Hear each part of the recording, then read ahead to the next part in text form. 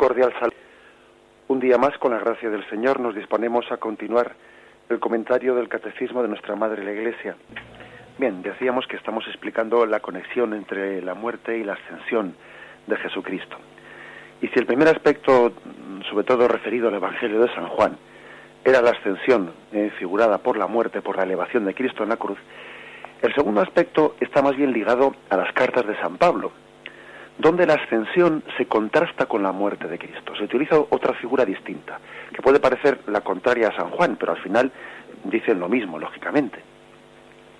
En las cartas de San Pablo, muerte y ascensión son dos acontecimientos en dirección inversa.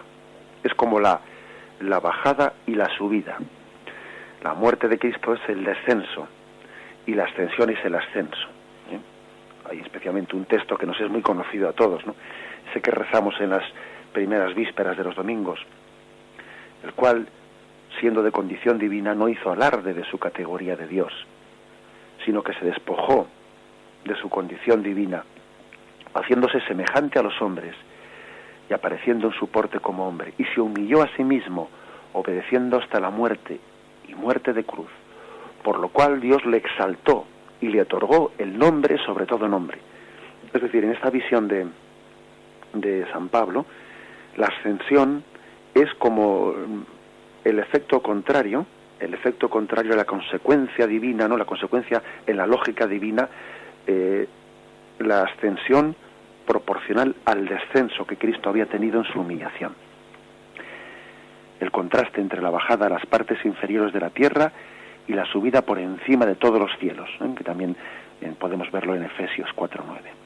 Cristo se humilla en la obediencia y Dios le exalta, ¿no?, en la ascensión. En la medida en que es profunda la bajada, el descenso, pues todavía es más gloriosa la elevación. Pablo señala pues que una cosa es proporcional a la otra, porque en ese mismo texto que hemos leído de Filipenses dices, por lo tanto, Dios le exaltó. Aunque la imagen de San Pablo, ¿no?, de un movimiento descendente y ascendente, ¿no?, pues difiera un poco del anterior que hemos dicho de San Juan, la idea es la misma, que la muerte es origen o causa de la ascensión. Y esto tiene muchas implicaciones, ¿no? Tiene muchas implicaciones en los mismos evangelios sinópticos. El que se humille será ensalzado. El que se ensalce será humillado. Tú cuando vayas a un banquete no elijas el primer lugar. Siéntate en el último lugar. Y entonces vendrá aquel que te ha convidado y te elevará al primer lugar. Es decir, el Evangelio está también lleno de este mismo espíritu, el espíritu de descender para que Dios ascienda. No te eleves tú abájate y deja en manos de Dios el que te eleve, el ser elevado. El que se humille será ensalzado, el que se ensalce será humillado. Esta perspectiva pues está muy muy remarcada, primero por San Pablo en lo que se refiere a Jesucristo, y digamos por los evangelios en lo que se refiere a aplicarnos a nosotros ese principio, el principio de la humillación como camino, ¿no?, de ser ensalzado, de la glorificación. A veces nosotros nos olvidamos de esa ley de la humildad, de esa ley del abajamiento, y podemos caer en el gran pecado de buscar una gloria humana que no pase, ¿no?, por esta ley del abajamiento, y entonces dejamos de ser cristianos en nuestro espíritu. Y un paso más, también en lo que se refiere sobre todo a la carta de los Hebreos, si decimos en este segundo punto que la ascensión se contrasta con la muerte, la ascensión en la perspectiva de la carta a los Hebreos es introducida por la muerte de Cristo. En la epístola a los Hebreos se emplea una nueva imagen que sintetiza el contraste y la continuidad entre muerte y elevación. Es la imagen del sacrificio solemne realizado por el sumo sacerdote en la fiesta del Kipur, en la fiesta judía, a semejanza del sumo sacerdote judío que en ese día penetraba en lo más íntimo del Santa Santorum, en lo más íntimo en lo más sagrado del templo, y allí rociaba con sangre el altar propiciatorio. Cristo entró mediante su propia sangre en el santuario celeste. O sea que es otra imagen en la que se une muerte y ascensión a los cielos. Pero fijaros que es por otra vía distinta. Como el sumo sacerdote en el Antiguo Testamento entraba, ¿no?, en ese día de la propiciación y rociaba con sangre, así también Cristo ha entrado por su muerte, rociando con su sangre en el santuario celeste. Lo podéis leer en el capítulo 9 de la carta a los Hebreos, versículos 12 al 24. Dice allí, hablando de Jesucristo como sacerdote, ¿no? Y penetró en el santuario, una vez para siempre, no con sangre de machos cabríos ni de novillos, sino con su propia sangre, consiguiendo una redención eterna. Pues si la sangre de machos cabríos y de toros y la ceniza de vaca santifica con su aspersión a los contaminados, el orden a la purificación de la carne, cuánto más la sangre de Cristo, que por el Espíritu Eterno se ofreció a sí mismo sin tacha a Dios, purificará de las obras muertas nuestra conciencia para rendir culto a Dios vivo. Por eso es mediador de una nueva alianza, para que interviniendo su muerte para remisión de las transgresiones de la primera alianza, los que han sido llamados reciban la herencia eterna prometida. Pues donde hay testamento se requiere que conste la muerte del testador, ya que el testamento es válido en función de defunción, no teniendo valor en vida del testador. Así tampoco la primera alianza se inauguró sin sangre, pues Moisés, después de haber leído a todo el pueblo los preceptos según la ley, tomó la sangre de los novillos y machos cabríos con agua, lana escarlata y hisopo, y roció el libro mismo y a todo el pueblo, diciendo: esta es la sangre de la alianza que Dios ha ordenado para vosotros. Igualmente roció con sangre la tienda y todos los objetos del culto, pues según la ley casi todas las cosas han de ser purificadas con sangre, y sin efusión de sangre no hay remisión. En consecuencia, es necesario por una parte que las figuras de las realidades celestiales sean purificadas de esa manera. Por otra parte, que también lo sean las realidades celestiales, pero con víctimas más excelentes que aquellas.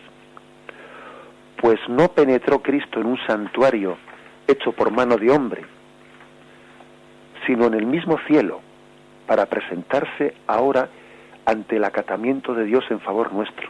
Es curioso, pero fijaros que la carta a los Hebreos habla de la muerte de Cristo como de penetrar en el santuario del cielo, porque ve la muerte de Cristo bajo la perspectiva de una liturgia, de la liturgia celeste. Es una nueva perspectiva en la que se une muerte y ascensión al cielo. La liturgia está de alguna manera allí. Esto lo vais a ver ahora que el libro del Apocalipsis habla en esos términos de liturgia celeste. El Cordero degollado se presenta en el santuario del cielo. La muerte de Cristo está ligada a la ascensión y desde allí Cristo está celebrando con todos nosotros la gran liturgia del cielo, el Cordero degollado, con cuya sangre ha comprado para Dios hombres de toda raza, lengua, pueblo y nación. Todo el Apocalipsis es un lenguaje litúrgico en el que el Cordero degollado, la pasión, se ha introducido en el santuario del cielo y nos ha redimido, nos ha rociado con su sangre. Es hermosísima esa visión. Entonces vi de pie en medio del trono de los cuatro vivientes y de los ancianos un cordero como degollado. Bien, es una nueva perspectiva, A diferencia de San Juan, la epístola a los Hebreos lo que hace es no tanto ya ver la ascensión perfilada en la muerte, pero sobre todo ver en ambas el mismo movimiento. La ascensión y la muerte de Cristo nos introduce en la liturgia celeste en la que Cristo ha sido elevado. El sacrificio desemboca en la elevación gloriosa, en el acto redentor. Cabe añadir, pues, que esto que vemos, muerte y ascensión, son prolongación directa uno del otro, de tal modo que la muerte se termina en triunfo celeste, y en el triunfo se perpetúa el mérito de la muerte. El mérito de la muerte de Cristo está perpetuado en el cielo, en el santuario del cielo, en aquella liturgia celestial. El Cordero degollado está allí como celebrando esa liturgia. Bien, influenciados, ¿no?, pues por esta epístola a los hebreos, los padres, los santos padres, ven en la ascensión como una especie de consumación del sacrificio redentor. Así, por ejemplo, Hipólito de Roma, que es un santo padre de los primeros siglos, reconoce en la ascensión el punto culminante de la oblación de Cristo. Subió al cielo el primero y ofreció a Dios el hombre como un don. Algo parecido también nosotros en esa parte de la Santa Misa, ¿no?, cuando se ha renovado, ¿no?, la consumación de la muerte y resurrección de Cristo. En el momento en que elevamos el pan y el vino decimos: por Cristo, con Él y en Él, a ti, Dios Padre omnipotente.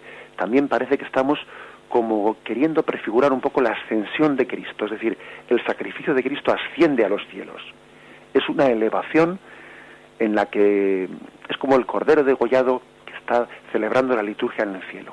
También podemos entenderlo así cuando celebremos la Santa Misa, en ese por Cristo, con Él y en Él. Es la ascensión de Cristo a los cielos, entrando en ese santuario celestial. Esa visión del sacrificio consumado en la glorificación celeste, pues tiene muchas consecuencias litúrgicas. Por ejemplo, en la antigua liturgia cristiana egipcia, fijaros, ni más ni menos, ¿no?, hay una plegaria que decía: cuantas veces comáis este pan, daréis testimonio de mi muerte y confesaréis mi resurrección y mi ascensión hasta que vuelva. Curiosamente, en esa antigua liturgia cristiano-egipcia se hablaba de la unión entre resurrección y ascensión. Confesaréis, cada vez que celebréis la Eucaristía, confesaréis mi muerte, resurrección y ascensión hasta que vuelva. En las liturgias principales de Oriente, ¿no?, especialmente las tres etapas de la obra redentora, pues son expresadas como pasión, resurrección y ascensión. Nosotros quizás hemos simplificado la liturgia, y cuando decimos anunciamos tu muerte, proclamamos tu resurrección, bueno, en eso también incluimos la ascensión. Pero es curioso pues que en la liturgia oriental se haya también respetado esa trilogía de pasión, resurrección y ascensión. Se trata de las tres etapas en las que se conmemora este misterio de la salvación. Ascensión también, como veremos, íntimamente ligada o casi unida al envío del Espíritu Santo. Bien, dejamos aquí esta explicación del misterio de la ascensión de Cristo a los cielos. Esta parte que hemos explicado de cómo está ligado el misterio de la muerte a la ascensión, especialmente la tenéis en el punto 662 del Catecismo. Ahí explica ese texto: cuando yo sea levantado de la tierra, atraeré a todos hacia mí.